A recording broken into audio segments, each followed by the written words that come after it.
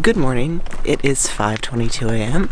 on June 21st, 2026, and today I'm going to walk for 15 hours and 41 minutes. I bet you thought I was going to say 12 hours, but nope.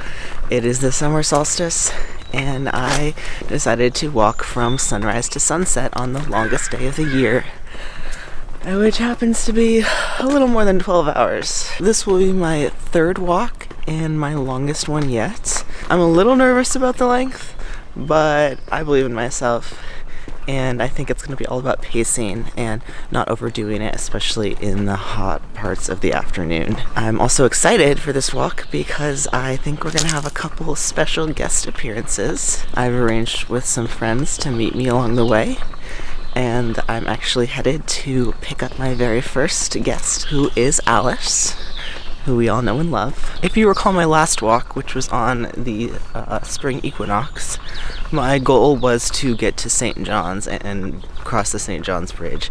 That didn't happen. Today, I am going to try again. The goal is to explore North Portland and St. John's, which are parts of Portland I haven't spent too much time in. Come with me and let's see what we find on this glorious day, the longest day of the calendar year.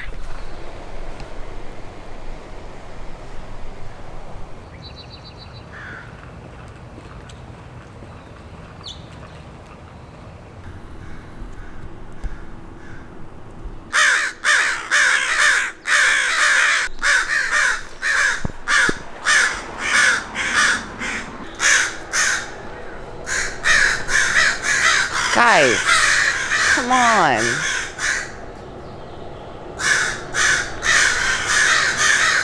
What have I ever done to you? Must have some bad energy. I'm leaving, okay? Bye. Damn. Just can't please everybody.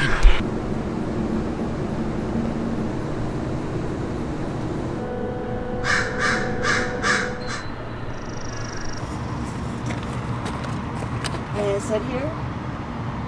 Thank you. I'm just gonna sit here and finish my oatmeal and give you some more logistics about the day. This is a really weird angle, but it'll do. So in case you didn't know, the summer solstice is the first day of summer and the longest day of the year, and that there are the most amount of daylight hours. So today the sun rises at 7:22 a.m. here in Portland and sets at 9:03 p.m., which is a 15-hour and 41-minute day.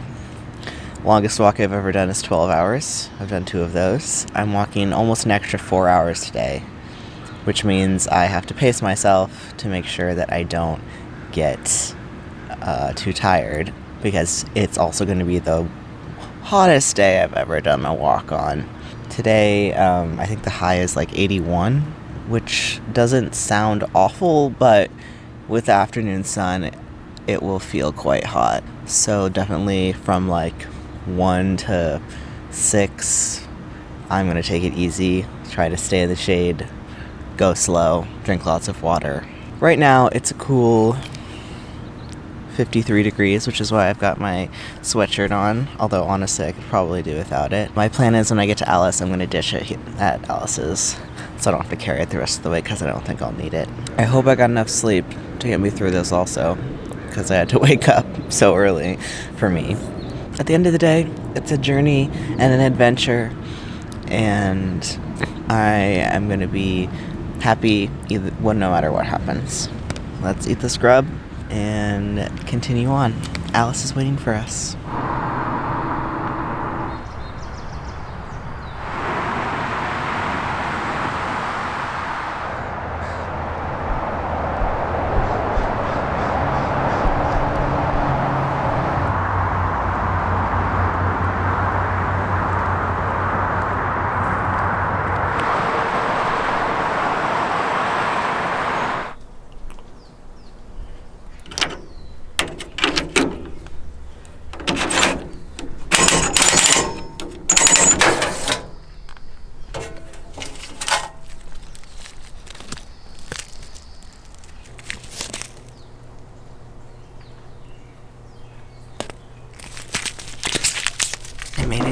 Alice's.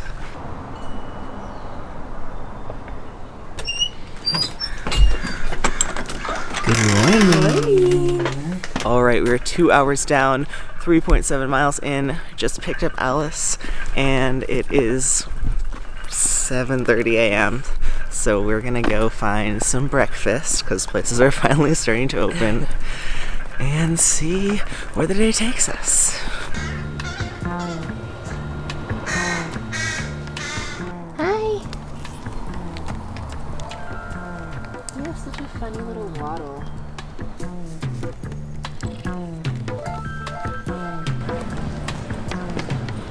Okay, so this is the Ben and Esther's veggie bagel sandwich. It has lettuce, tomato, veggie smear, avocado, and cucumber. And then I got it on a pumpernickel bagel. Taste test.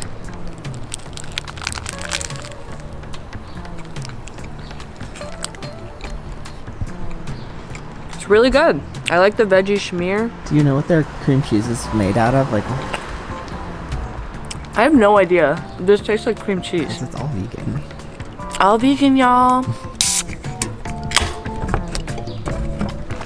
I cracked my herb, and now we're off, headed north to North Portland. Only place we really have in mind is going to the Dog Bowl, which I guess is a dog park. Why do we even want to go there? I can't really remember. Because it's pretty. You've never been. I've never It's been. interesting. I used to live in this neighborhood, actually, in like the Alberta Concordia area.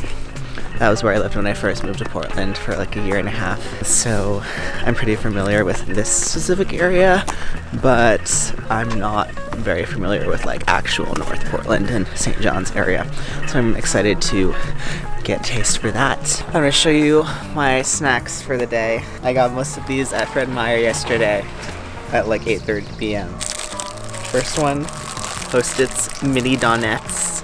I fear these are probably going to be crushed into powder by the end of the day.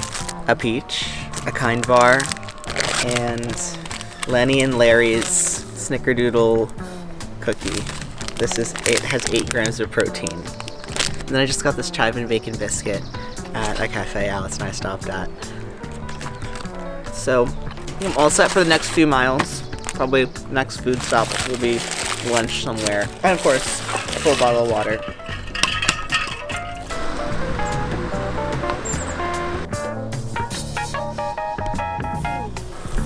Live here?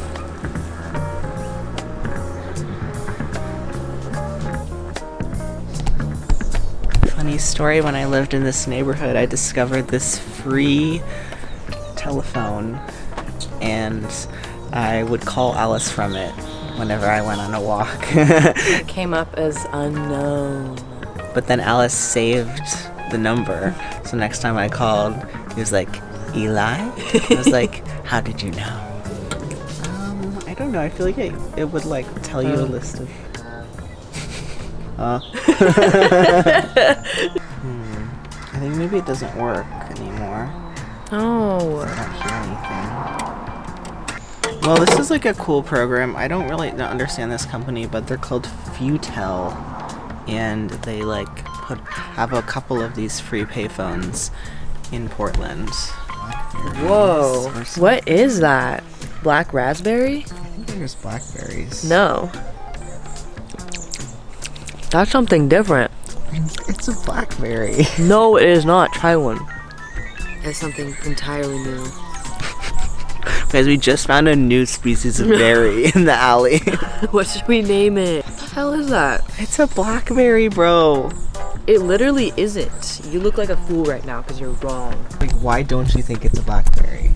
Because it has the texture of a raspberry. It doesn't taste like a blackberry. Like, look at that. Well, the Seek app on my phone identified it as a white bark raspberry, so I guess Alice is right. It is a raspberry. Trust the native Oregonian. Look at these mirrors. I'm so short. I'm so tall. Oh, I have a really ugly pimple. It's gone.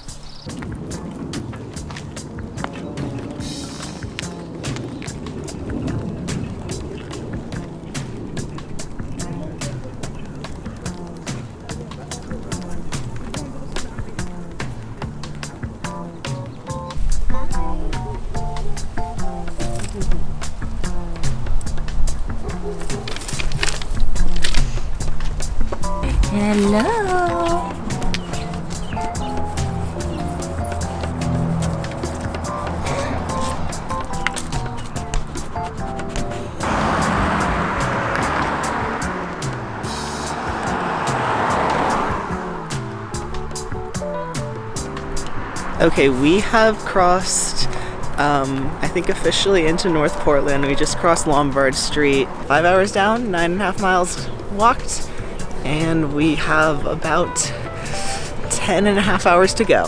And it's 10:30 a.m. Exactly. This hole was made for me.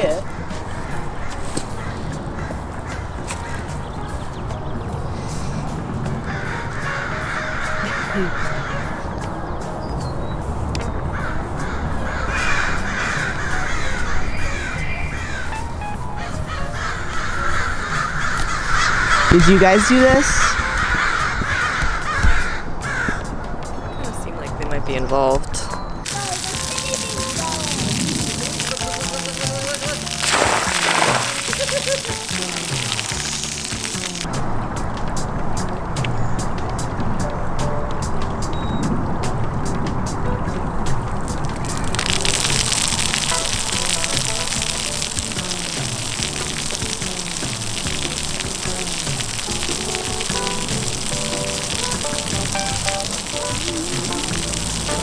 It's a water world.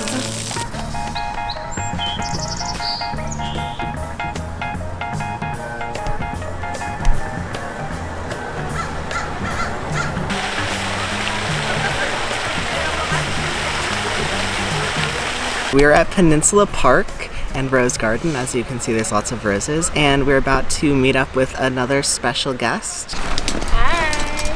And Anne has arrived. Yes. Our special guest. Yay! I've walked a total of 6 hours and 11.2 miles. Damn.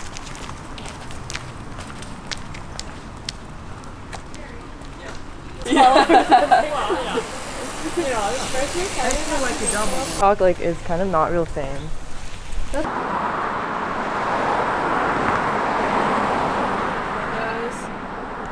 I've never been here. It's really pretty. You should honestly take me on here.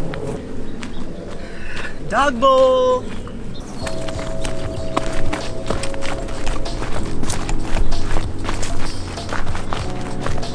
There's a lot of fennel growing everywhere and you can smell it. It's so like, it smells so nice and warm. Wait, it looks like dough.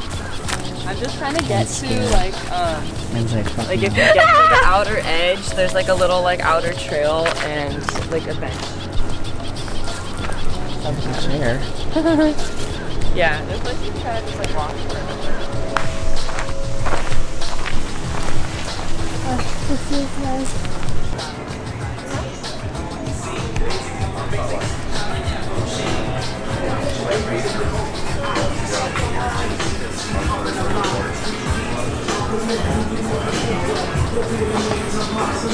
I think sweet potato fries with chipotle sauce is like one of the best foods ever.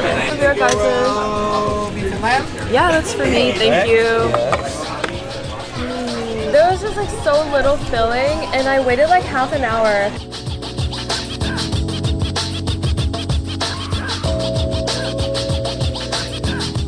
It's really good, but I wish the meat was distributed more because I had to take small bites on each side. I feel like that's a big issue with wraps, is their Yeah. distribution. Lots of meat, which is good. It's really full. Overall, really good, but I would say the best gyros I've had have been from a cart. My wrap with lamb and beef and no lettuce, sub crispy corn is really good. I wish the lavash was like deep fried like a chimichanga low-key, but it's fine. And these, wait, what are these called? Sweet potato waffle fries. The sweet potato waffle fries and the garlic aioli are really good. Why'd you say that so fast? Sweet potato waffle fries. Because I can't say anything normally. Because I can't be normal. Alice did a really funny impression of like how I talk. Remember when you were in LA? Yeah. Will you do it again? Let's hear it. Yeah, they talk like this kind of, where they accentuate every word very strongly and really consider everything they say. It's because my whole life I've been a mumbler and people have needed me to repeat myself, so I had to learn to really enunciate. And also because I don't think before I speak, so like I have to stop a lot to come up with the next thing I'm gonna say. That's why I'm like actually not meant to be a vlogger, because I like can't talk like smoothly. Okay, we had a delicious lunch. Now we're saying goodbye to Anne. Bye. Thank you so much for coming out. Of course, it was so fun. Everything I wanted and more. Go Anne, go Anne. Sadly, we had to say goodbye to Anne, but it's okay. We stopped by the dispo, and we're gonna go find a park to light up in. And I've been going for 8 hours and 26 minutes, which means I'm more than halfway through. I can't believe it. Time flies. And I've gone 13.8 miles. 10 of those were with Alice. It really doesn't feel that way. It's just so nice to be able to wander around and just take your time and explore.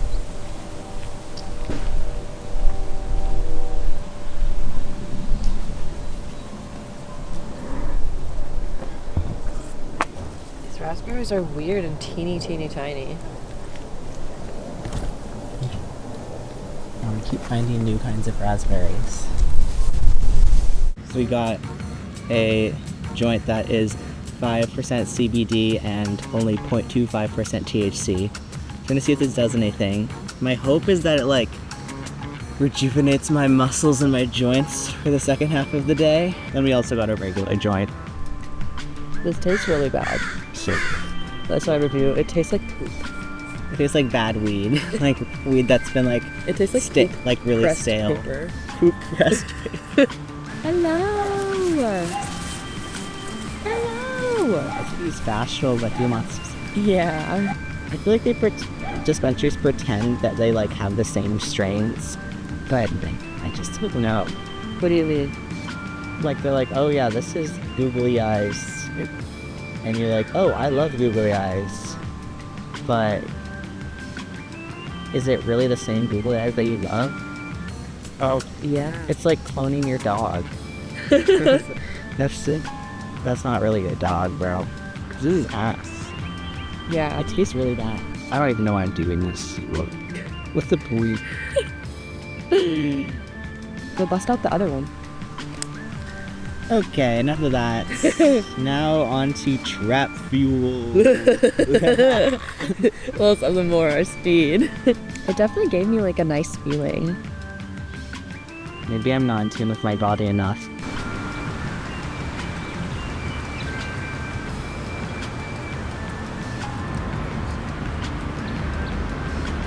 This one tastes a lot yummier.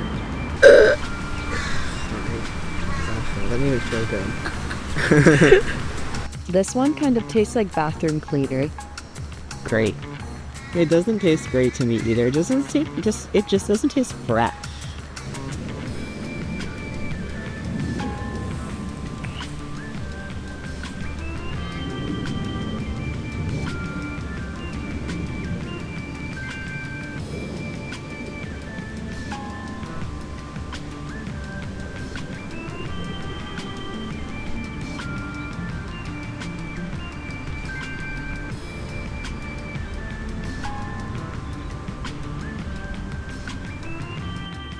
I do feel like I'm in like a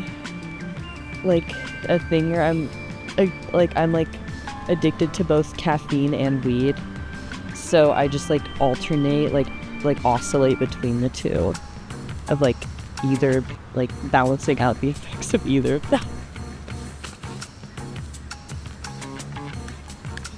I don't think I'm addicted to caffeine, but I used to think it didn't really affect me, but like I've really been noticing it recently. Like especially when I have caffeine before, like at work, I'm like so much happier at work. Yeah. I'm like such a better employee. Yeah, no, I think that's why I'm so dependent on it too, because I always have it at work. It really does make me lock in. Oh my god, and I've been getting like reels on Instagram about like cacao.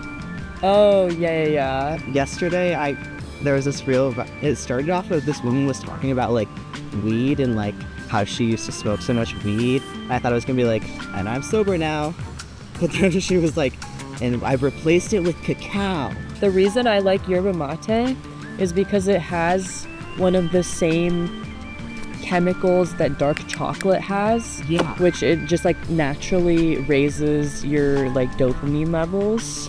Well, I saw a reel like the day before yesterday where this guy was talking about cacao and he was like, get high naturally, and then like apparently like it has a cannabinoid in it.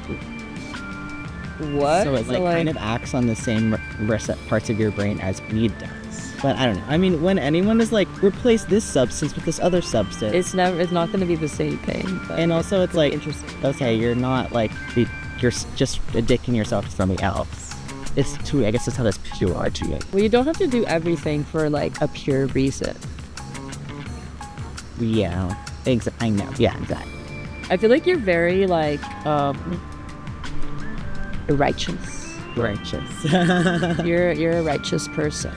Define righteous to you. Like I feel like you're always like everything you do, you want it to be because it's good or it's bettering you or it's helpful to something or like beneficial to something. Like you're always like you're always good maxing, which is good. Optimizing. Yeah, like you're like optimizing goodness. I love getting other people's perspectives on me and my life and my choices and my personality. That's so interesting. I'm really grateful that I can like hear people's interpretations of me without it like hurting your feelings. Yeah. I feel that way most of the time, just because it's fun to hear something about yourself. Yeah. Like I love seeing myself reflected onto me. Exactly. I love a mirror. And very rarely does somebody say something that I don't think like aligns with me at all. I actually feel like people say stuff about me that doesn't align up to me all the time. Interesting. Because a lot of people know me as someone who likes cute things, and then that just like runs to like the one of presents ever. Like I feel like people think I'm like a Sanrio like blind box kind of cute things person, and like I'm not at all. I mean, I feel like there are like elements to your personality and like things you like that I don't really understand, or like I don't I've not like include into. Yeah, that's fine. And I think there's also like almost too many facets to a person, like for one other, just to be understood by only one other person, you know? That's like a bit. Yeah. That's why you have. Yeah, that's why like like all of your connections, like they serve a small pocket of their life that turn into a big life. And then like that as a whole makes you feel seen. Instead of like just relying on one person to make you feel seen. Yeah. Every asset that you are. Yeah. Which is a lot to ask a person. So true. Because my whole life I have like desperately wanted someone who just like understands me intrinsically at every level.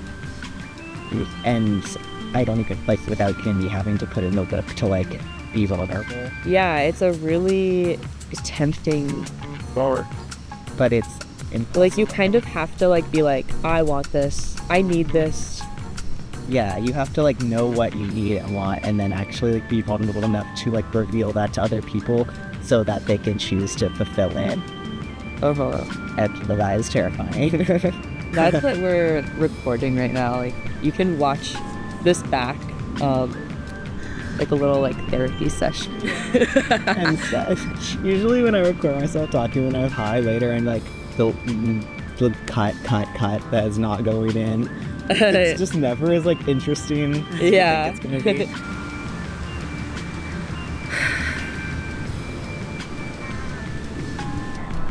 Hey, I got another one for us.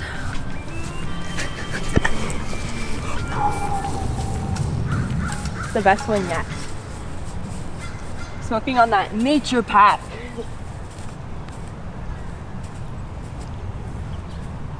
The time has come for our featured guest, Alice, to depart.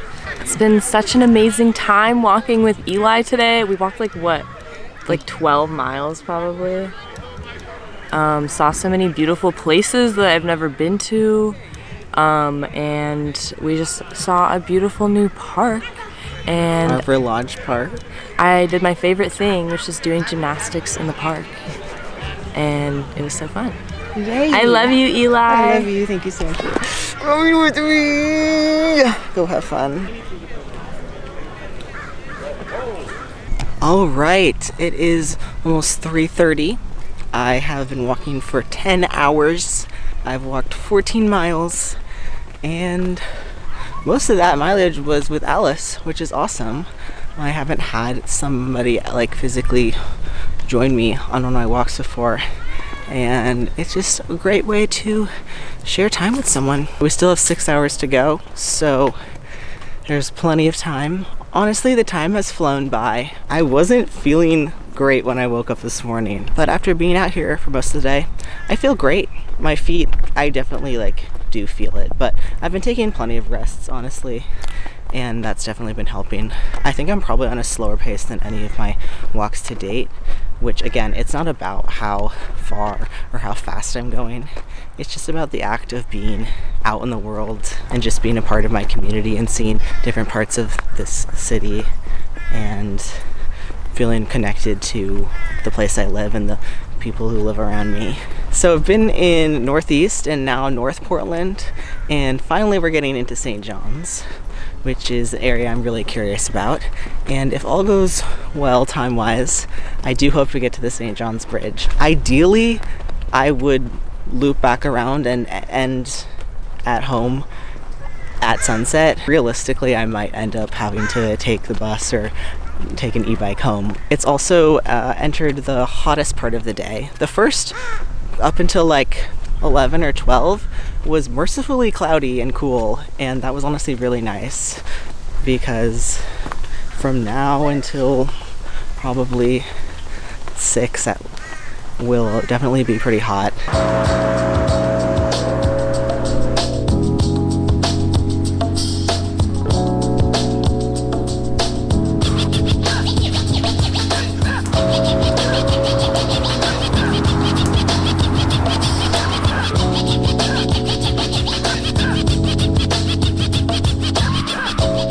I love streets where I feel comfortable walking in the middle of the road, which is probably part of my pedestrian superiority complex, but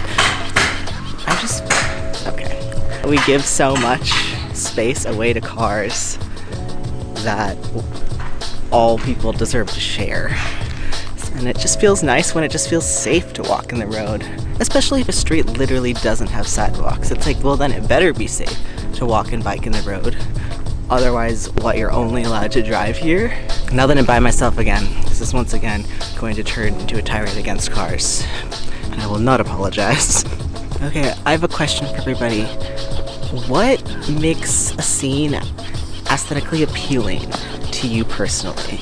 Because this is something I've started to think about more, as I've been getting more into photography, but also just in my filmmaking, which is what makes me stop and be like, I need to shoot this. And I think definitely one of the things is contrast. Human brains just love contrast from what I have heard, and I personally feel like the contrast between bright light and dark shade is very intriguing to me. It's very stimulating and to my eyes, and makes me very curious. This time of day when there's a lot of bright light and casting a lot of dark shadows, I find just a lot of enjoyment in looking around and seeing the shadows of the leaves and the sun dappling through the trees. High contrast imagery makes me want to take a picture or take a video.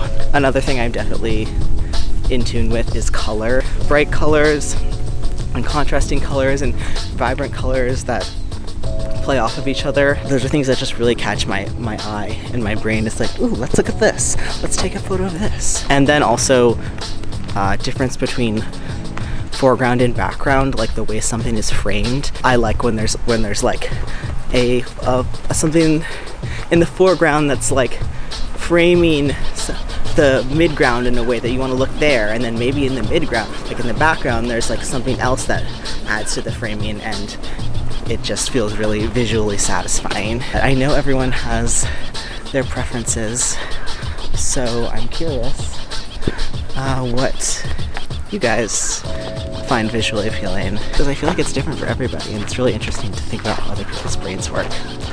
Anyway, drop a comment, let me know. I think part of my mild seasonal depression also stems from the fact that in the winter there's not as much sun, and like the clouds make everything kind of flat and low contrast, and that is just like so understimulated to my brain that it like depresses me. The world is just not as inviting for me to look at.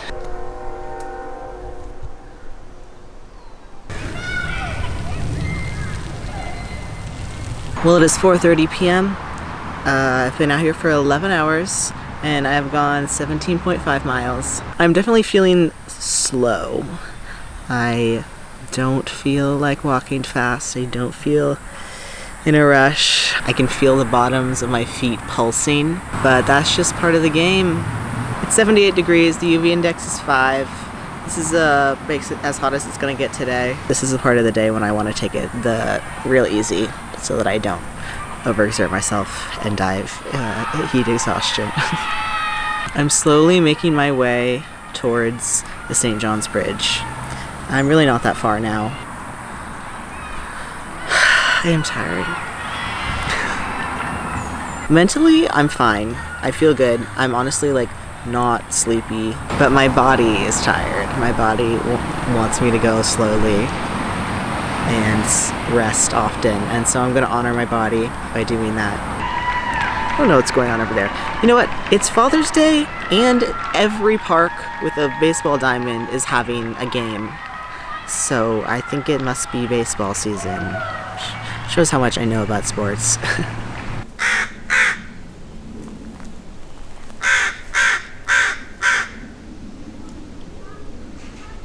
Okay, I think this little guy on the chair is a baby crow. And that crow up there yelling at me is the parent. They're warning me to stay the hell away from their baby because the baby's a little bit too naive to know what's good for it. That's silly. The baby's really cute. I'm leaving. Okay, this is why the crows don't like me. I get it. This little neighborhood I'm walking through right now, which Google Maps identifies as Portsmouth, it feels very new. Like it feels very like new subdivisions. This is not my favorite style of architecture, I guess. I think it's probably the cheapest to build while still looking like aesthetically not awful, but it doesn't have a lot of character. But it's not the worst, and people need places to live, so I try not to complain that much. But I definitely notice it. Okay, I feel bad judging that neighborhood because I think it actually is like families and like working class people living there. And people do just need places to live, and affordable housing is so scarce. I feel very shallow sometimes just like critiquing the way like places look, but I also just think like everybody deserves to live in like an interesting place with character, and that wasn't like cost prohibitive to a point where aesthetics start to signal wealth. Basically, I think everybody should be able to design and build their own house uniquely to them, and then I could judge everybody's houses as much as I want without feeling like I'm being classist. Oh man, first world problems, am I right? Somebody having a house that's worth a lot of money is directly tied to their economic class, is directly tied to their quality of life in America, which is why the fact that so many people can't afford a house right now is such a big issue, because it means that their quality of life is not the same. And access to housing has been historically and presently highly drawn along racial lines. So to make it so that people of color can't own property, can't accrue wealth, can't pass down wealth to their future generations, and therefore their quality of life continues to be lower than it should be. So basically when I'm critiquing people's houses, I'm being racist. No, I just think this is important context, especially considering that Portland is 70% white, which is incredibly low for a major U.S. city. and that there were historically laws in Oregon, like literally banning black people from living here. And that effect of that is still felt to this day. Because there has been so much gentrification, there has been so much displacement of communities of color in Oregon and in Portland. I think that's like makes it even more important to me to like go on walks like this and explore parts of the city that I am not usually in, because a lot of neighborhoods are segregated, and segregation and cars encourages like white people and non-white people to not encounter each other and therefore not work together to solve systems of racism and class inequality. And cars really do this because freeways historically cut through and destroy communities of color and like literally segregate them from the rest of the city. There's a few freeways in Portland that have literally done this over the years. And I also feel like there's roads that aren't technically highways, but which are so busy and so hostile to pedestrians and bikers that you just don't want to cross them. So you just end up not crossing them, not seeing what's on the other side. And that's another way to segregate communities.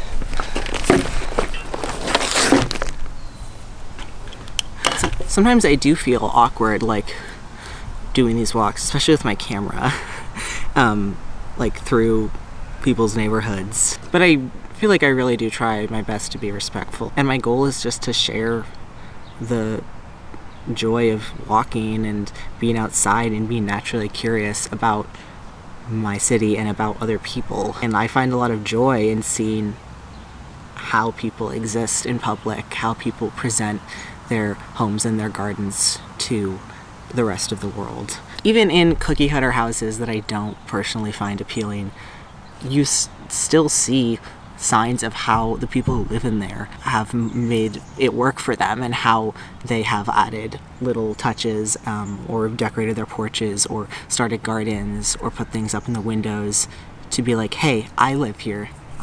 This is the person who lives here and this is what I'm communicating to the world. And I think that's great. Like, I love seeing humans being humans. Like, I love seeing the quirks of humanity and how we're all unique, but we're all also looking for connection and trying to contribute to the beauty of the world. Because yeah, there's a lot of big problems that we need to face. But I think to create solidarity and community and fuel to fix those big problems, we have to start at a very small level of just seeing the humanity in everybody and the joy in human connection and getting out of our anti-social habits and bubbles that have been cultivated intentionally by people in power and by capitalism over hundreds of years to isolate us from each other so that we don't have what it takes to fight these systems of oppression. Basically what I'm saying is touch grass, don't be antisocial, cultivate love for your community so that when it needs you, you are there for it. Okay, now I'm gonna eat the other half of this wrap because I'm starving again. Oh my gosh, it's 5:22 p.m., which means I have been walking for exactly 12 hours. If I were doing my normal 12-hour walk, I would be done. But I have 3 hours and 40 minutes to go, which is fine. Honestly, like I feel up to the task. Those 12 hours breezed right by. I've gone 19.25 miles. It's still 79 degrees. The UV index is 3. Feels pretty hot out there, I won't lie. This is gonna rejuvenate me.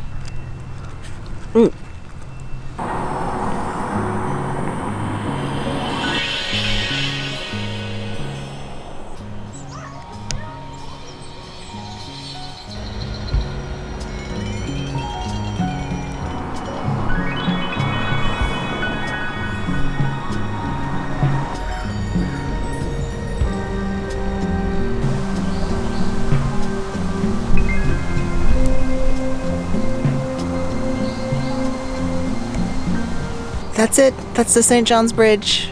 I'm so close. I'm gonna get there. No problem.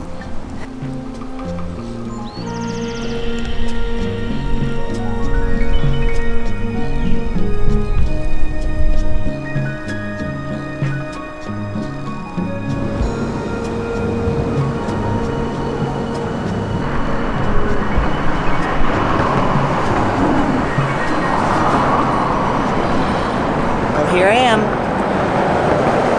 on one side of the Willamette, and the only thing left to do is cross to the other side via the St. John's Bridge. My elusive goal is finally being realized. Honestly, crossing bridges as a pedestrian is not usually that fun because they're loud and hot, but I feel like I have to do it.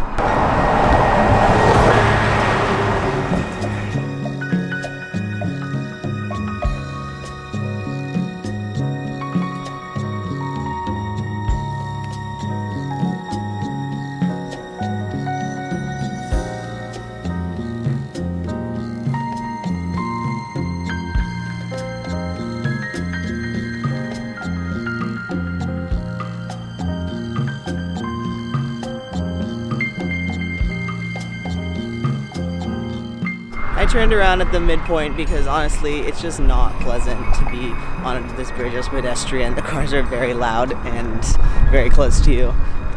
But it is beautiful to look out over the river.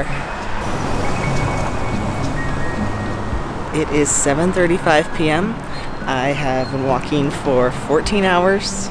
I've walked 23 miles and I have an hour and a half to go until sunset. I just called Julian and he's gonna come pick me up at the end because I don't think I'm gonna make it back before dark. But now I'm in St. John's, which is a neighborhood in Portland that's just like very, very north, the northernmost tip of Portland. I'm not even sure I've ever really been to St. John's proper in the 3 years I've lived here. So I'm just gonna wander around and see what this area has to offer.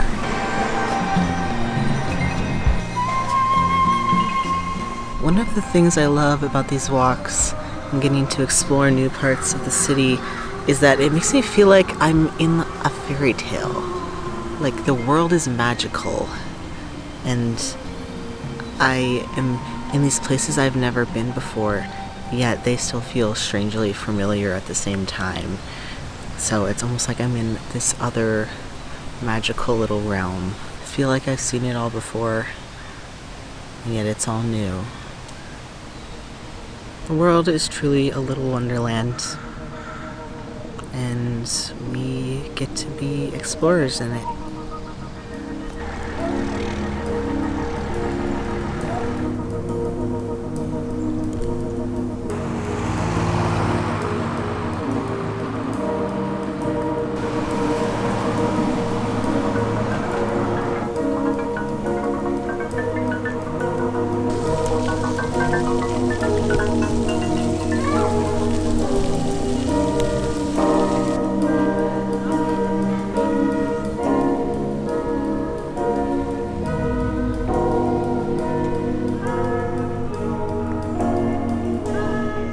Alright, it is 8:45 p.m. It's less than 20 minutes till sunset. I've walked 25 miles and now I'm at Pier Park, which is probably the most north I've ever been in Portland. And I'm just taking it easy, enjoying the sunset.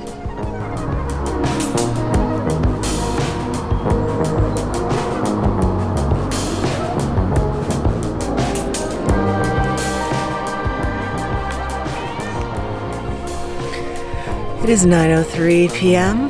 on June 21st, 2026. The sun has risen and set, and I have walked for 15 hours and 41 minutes. It's a beautiful evening, and I'm happy to be here. I'll catch up with you later. Hello, it is 5 days later. I'm here to give you my post-walk update. So in total I walked 25 miles, which is the furthest I've walked to date. Probably the slowest pace overall, however. Because honestly, I was really tired. It was the hottest walk yet. It was the longest walk yet, so I was really conserving my energy, especially towards the end there. It was really fun to have Alice and Anne join me, and I got to see parts of Portland I'd never seen before. I made the St. John's Bridge after much trial and error last time. Honestly, I didn't actually see much of St. John's because I really got there at the very end. So I just saw a few neighborhoods, but not too much of downtown or anything. So I could stand to go back, and maybe I will. I don't know when my next walk is going to be. I guess logically, my next one would be on the fall equinox, the autumn equinox, which would be September 20th, 21st. And I would love to have people join me again. If you're local and you want to come say hi, keep in touch on my Instagram, your friend Eli, and this channel, and I'll let you know when my next walk is happening. And as much as I love walking with other people, I also love walking by myself, because it's just a great time to reflect and notice the world around me and just be present. I'm not super present all the time in my everyday life. I've never been good at being in the moment. So this walk is kind of a challenge for me to do that. Oh, and I guess I'll tell you how I felt the day after walking 25 miles. Honestly, I didn't feel bad. My legs were a little bit stiff, especially my my joints in my knees, the behind my knees tendons, I don't know, were a little bit sore. I worked for a couple hours the next day. I went to a ceramics class. I got out and about in the town, and I was fine. I think for my next walk, I want a different backpack. I do love my Fjallraven that I've used on my last 3 walks, but there's no padding on the shoulders, and also there's no padding in the back. And so based on how stuff is arranged in here, there's just things poking on my back. And I also think I would get different shoes. I have Adidas hiking shoes right now, but they're kind of just light hiking boots, and I don't think they're really meant for walking, urban walking. And my feet did hurt. So I think I probably just need to get a good pair of sneakers with just good arch support. I just am a cheapskate, and I don't want to invest in those. I think a big takeaway from this walk and just the past couple walks is that I can do it. I'm stronger than I think I am. I'm more resilient than I think I am. If I set my mind to something, there's no reason why I can't do it. And I was kind of nervous for this walk in particular because it was my longest one yet, and because I had to get up so early and walk for so long. But everything turned out much better than I could have ever expected, and I'm really grateful for that. And I'm really grateful that I have the time and the ability to do things like this. And once again, I urge you to embark on your own walk of any length and tell me about it. Well, that's about it. Thank you for joining me once again. If you haven't seen my past 2 walks, you can check out my YouTube channel. I also have a Patreon now. It's free. I put my writing on there sometimes. I would do some behind the scenes stuff. I did a whole behind the scenes about my last walk and how I source music for my videos. So yeah, just check it out. Well, this has been your friend Eli, over and out.